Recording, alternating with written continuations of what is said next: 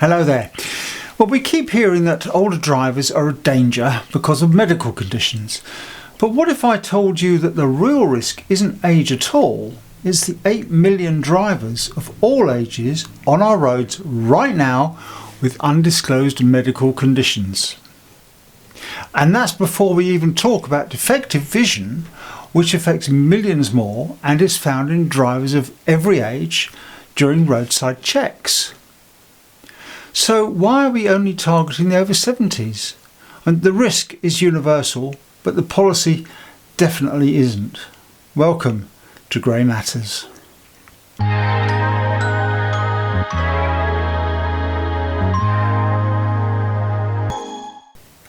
Hello, and welcome to Grey Matters, the channel that promotes the fact that the older generation still matters and has relevance, and which looks at issues that matter to the older generation.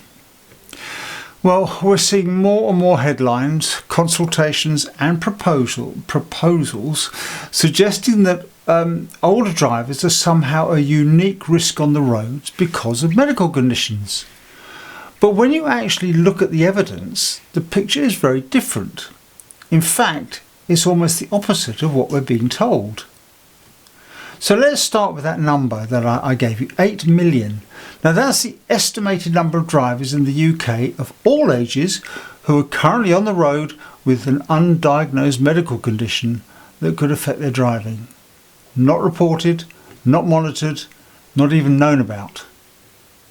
Now that seems like an awfully big number, but it is pretty accurate. These are estimated figures. Sleep apnea, up to 1.2 million drivers, and out of interest, it's most common in middle-aged men. Hypertension, believed to be around 2.5 million undiagnosed drivers out there, and it's highest in the 40 to 60-year-old age group. Undiagnosed diabetes, believed to be around 700,000 drivers, and is generally highest in working-age adults. Atrial fibrillation, there's around 200,000 drivers there, and early dementia or cognitive impairment around 150,000 drivers, Interesting that, isn't it? Early dementia or cognitive impairment associated generally with older people, but there's only 150,000 drivers estimated, so that's the smallest number of all those.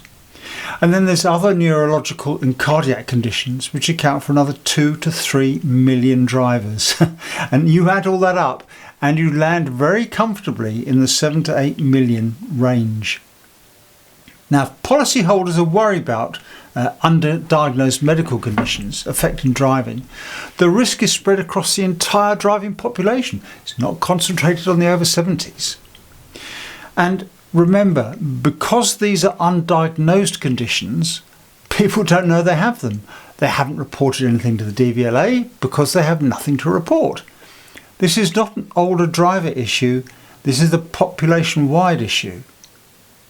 So if these are just estimates, where do they come from?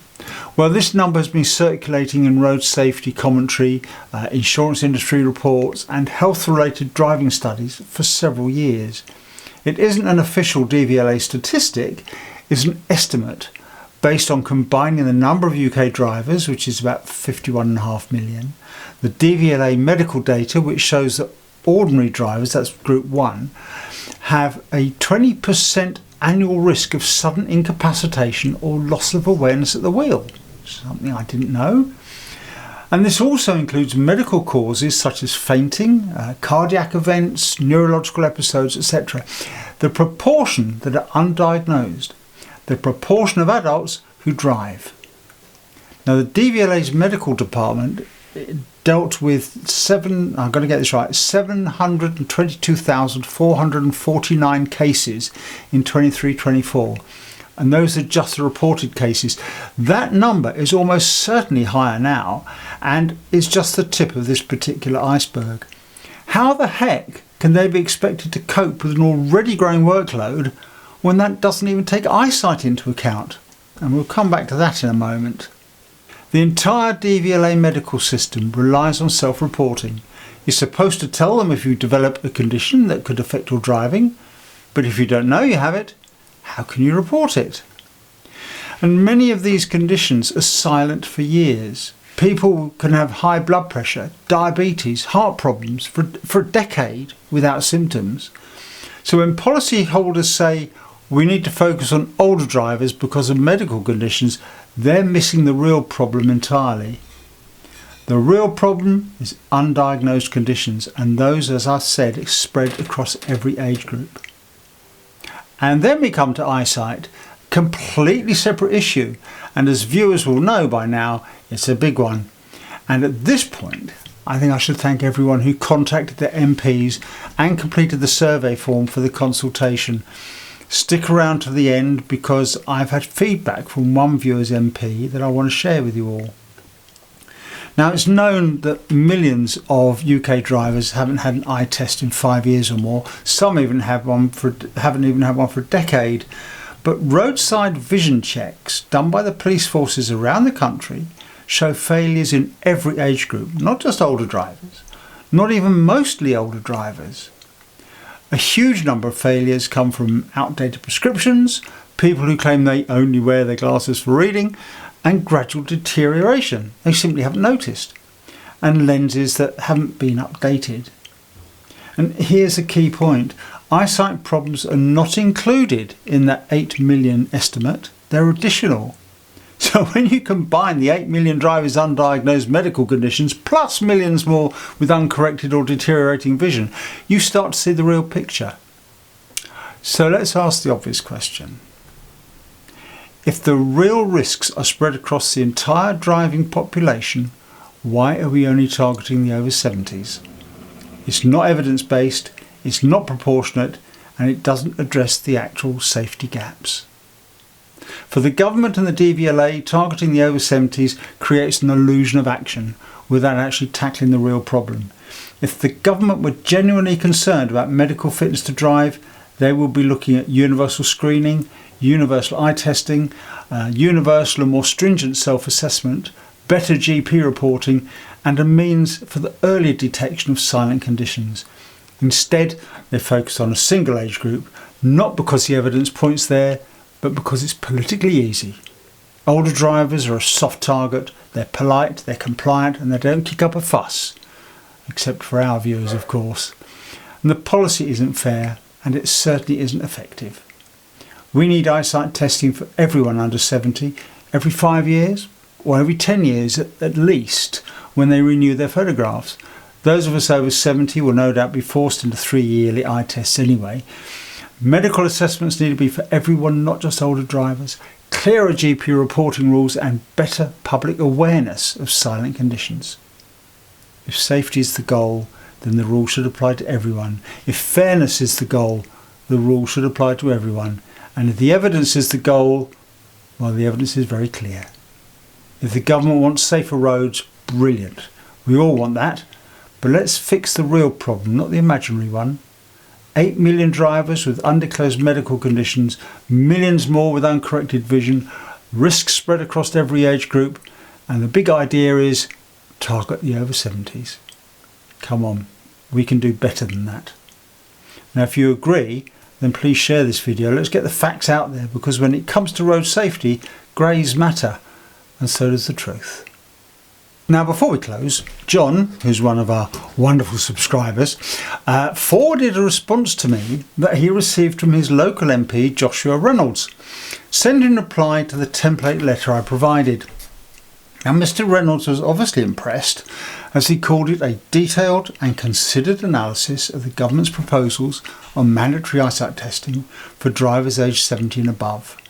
The level of scrutiny, he said, that you have applied to the Hampshire Police statistic and the DFT Freedom of Information Request data is exactly the kind of careful examination that this consultation deserves. And I'm grateful to you and to the Grey Matters channel for raising these issues. Now, I'm pleased to see that he's made it very clear that the detail emerging from the consultation process must be, as he says, closely examined to ensure any changes are evidence-based, proportionate, and genuinely effective at saving lives. And it gets better. He added that the points we raised spoke directly to that question. He said that the national policy applied to every driver aged 70 and above must rest on robust evidence, not a small data set of 244 drivers over 7 years, which is exactly what we're saying. And equally, if a testing regime is to be introduced, then the practicalities matter enormously. The current arrangement of requiring drivers to attend Specsavers, with reports of journeys far exceeding the stated 25-mile limit, is plainly not working for many older people. And he reckons that opening up testing to all qualified optometrists will be a sensible and accessible alternative worth serious consideration. Hallelujah! Everything that we've been saying. And so far, Joshua Reynolds appears to be the only MP who's actually read our letter and not simply sent back the Department for Transport's stock response to these suggestions. And the fact that the DFT has even got a stock response, and one that appears to support mandatory eye tests, makes me wonder how unbiased and evidence-based that consultation has been. It finished on the 11th. So if you've had a personal reply from an MP that shows he's actually read the letter, please let me know. You can email us in at greymatters1950@gmail.com. Send us a copy of the letter so we can have a look at it and maybe go through that online as well. So that's it. I've had my little rant, but I really think that undisclosed medical conditions, potentially 8 million of them, far outweighs this eyesight problem that they reckon falls squarely on the shoulders of the over 70s. Let me know what you think as always. Don't forget the comments. Don't forget the hype button. It's there if you've got a mobile phone, and it's there, or mobile device, and it's there for 7 days after the video goes live. And yeah, if you fancy subscribing, that would be great. We'd like to get up to 60,000 soon. It would be very nice. And please like and share. The usual things. Thank you so much for joining us. And until the next time on Grey Matters, is bye for now.